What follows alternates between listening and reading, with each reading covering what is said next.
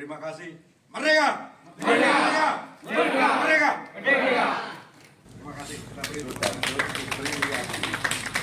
Nah, ketika saat-saat sebelum kemerdekaan yang mengawali keberanian dari berbagai macam daerah itu berawal dari Blitar. Nah, sudah lihat prasasti yang di sana, pengeboman pertama kali. Sudah belum?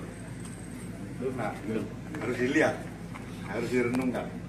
Di tempat ini berawal dari keberanian seorang Supriyadi dan teman-temannya untuk mengawali perjuangan di Republik ini. Nada Dede, bapak-bapak, ibu-ibu, ketika saya menginjakkan kaki di Blitar, ternyata banyak sekali peninggalan-peninggalan bersejarah. Kalau tidak ada saudara-saudara semua, tentu saja akan musnah. Semangat adik-adik yang saudara-saudara yang di sini sampai saat ini. Tadi ada yang belum makan katanya. Tadi ada yang belum tidur ya. Tidur ayam. Jadi sudah ngantuk tapi telinga itu masih mendengarkan.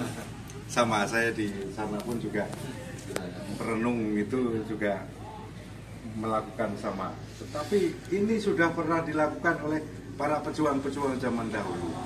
Pejuang-pejuang zaman dahulu itu tidur tidak nyenyak seperti orang-orang sekarang, seperti orang-orang yang di luar sana itu. Jadi kita harus memahami di dalam menapaki jejak-jejak langkah para pejuang nanti sambil merenungkan. Bukan hanya jalan-jalan santai, bukan hanya sesuatu yang tidak bermanfaat, tetapi ini merupakan sejarah. Dan saya yakin suatu ketika menapaki perjuangan Bapak kita, pahlawan kita Supriyadi ini akan menjadi monumental yang besar seperti perjalanan napak tilas rute Jenderal Sudirman yang sudah dilakukan di bulan-bulan Desember, yaitu penggembaraan Desember. Ada yang pernah ikut?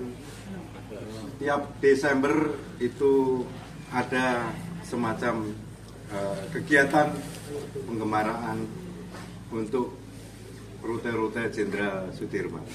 Nah, kenapa di sini tidak ada?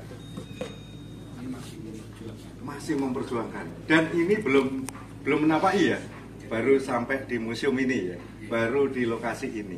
Nah, inilah detik-detik yang sebentar lagi adik-adik, saudara-saudara yang ada di sini itu akan memberikan sejarah tersendiri dan diingat dan diviralkan. Kenapa ada peta? Ternyata sebelum ada TNI, berawal dari perjuangan-perjuangan bapak-bapak kita pembela tanah air. Marilah kita bersama-sama di dalam mengisi kemerdekaan ini. Kita semua harus mengingat pejuang-pejuang das merah. Jangan lupakan sejarah. Jadi saudara-saudara yang sangat berbahagia di sini, yang terpilih, karena saya yakin teman-teman saudara-saudara ada yang masih tidur. Bahkan saya dengar dari sini teman-temannya ada yang ngorok, ada yang meremelek ngimpi yang gak karu-karuan. Tetapi adik-adik, saudara-saudara yang ada di sini masih semangat. Ada yang membawa bendera merah putih sampai membayangkan dulu bagaimana untuk mengibarkan sang merah putih. Susah sekali. Jadi Bapak almarhum Pak Tono saat itu mengambil kain apa adanya. Ada yang bercerita bekas museum, ada yang bercerita lagi bekas yang lain, dijahitkan. Sumber yang saya tanya ternyata yang menjahit istrinya. Di sejarah belum ada ya. Saya ngomong di sini, adik-adik mengetahui pertama kali bahwa ketika mau mengibarkan bendera, tidak omong ke siapa saja, tetapi saat itu bendera merah putih langsung dikibarkan kurang lebih jam 3. Sebelumnya ada tembang dulu yang dikarang tahun 1922, itu di depan kita dikibarkan bendera merah putih. Pertanyaan saya, apakah ada risiko? Ya tentu saja sangat banyak. Tentara Jepang kemudian mencarinya di rumahnya, ditanya istrinya, di mana Pak Partono? Partono di mana?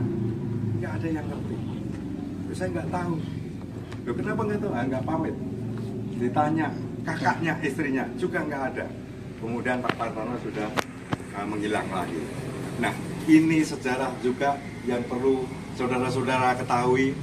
Dan luar biasa, Jenderal Sudirman datang menapaki jejak-jejak sampai di sini dan meresmikan.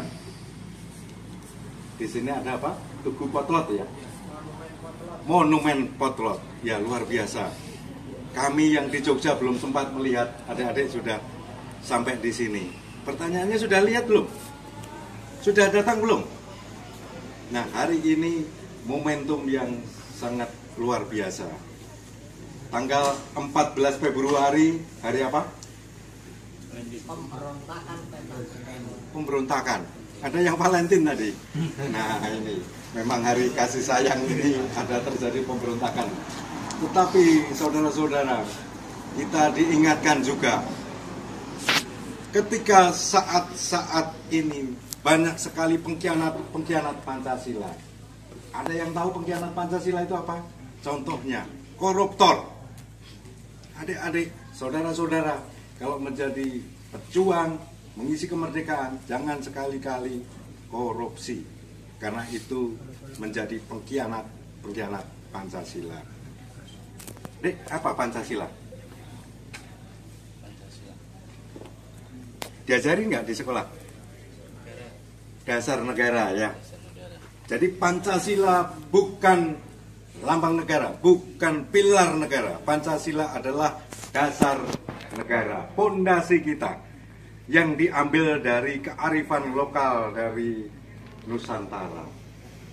Tanggal 1 Juni Soekarno mengungkapkan, tuan-tuan, kalau negara ini merdeka, dasarnya adalah Pancasila, bukan Pancadharma. Nah, ini adik-adik, saudara-saudara harus mengerti. Nah, pertanyaannya, Sudanso Supriyadi itu kemana? Banyak cerita yang berterbangan.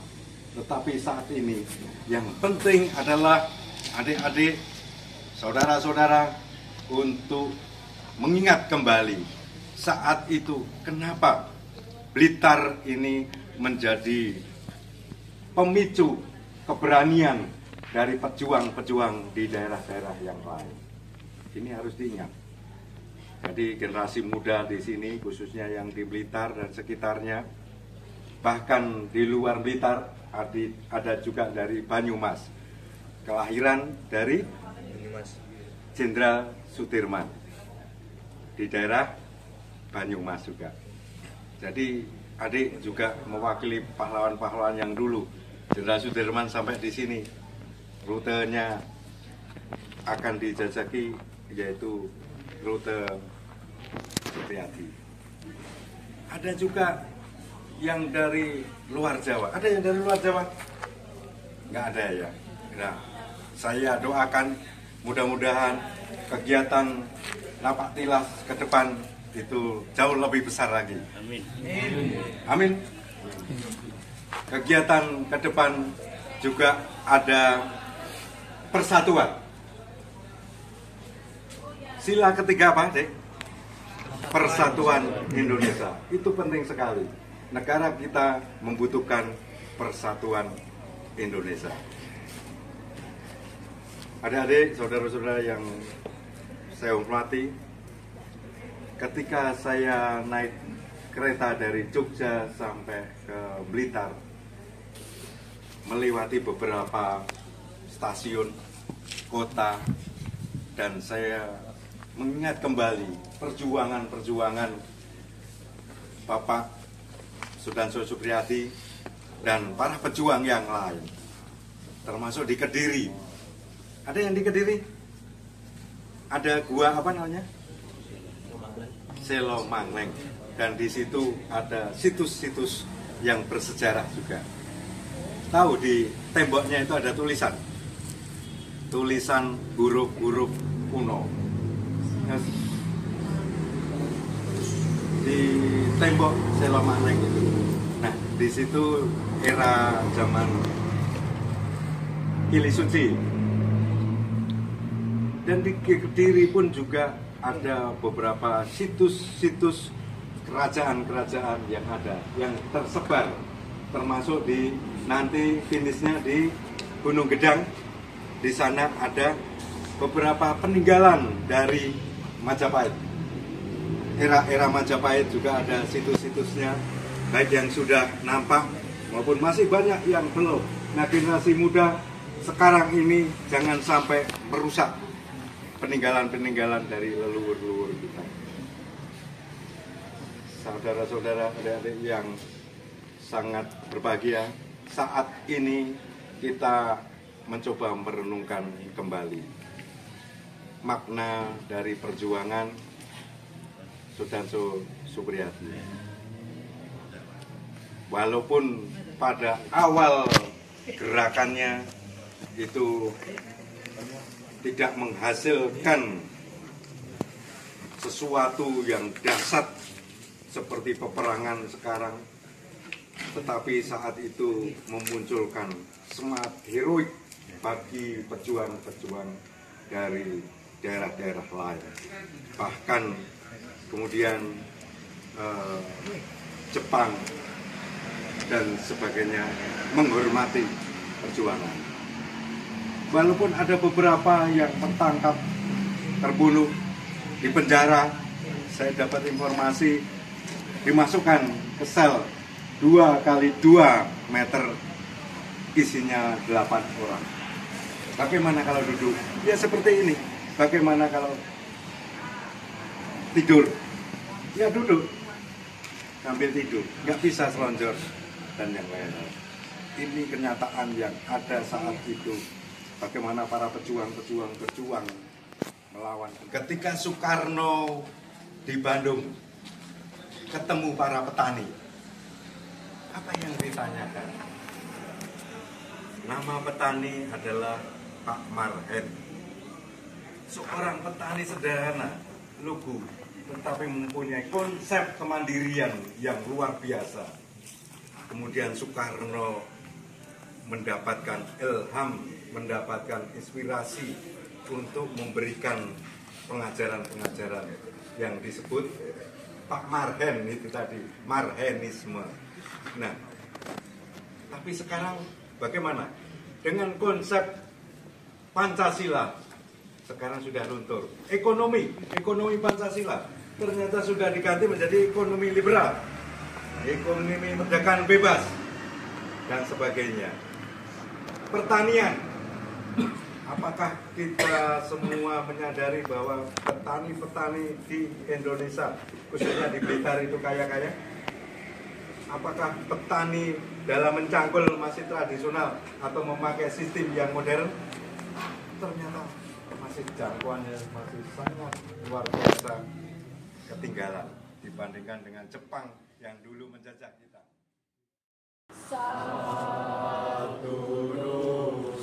Mari kita saksikan Pancasila dibicarakan di mana-mana. Bukan hanya di lapisan lembaga tertinggi negara, melainkan juga dalam wacana keseharian, bahkan di Pancasila dasar NKRI bukan pilar. Sejarah mencatat jawaban atas pertanyaan dari Ketua Doporit Sujun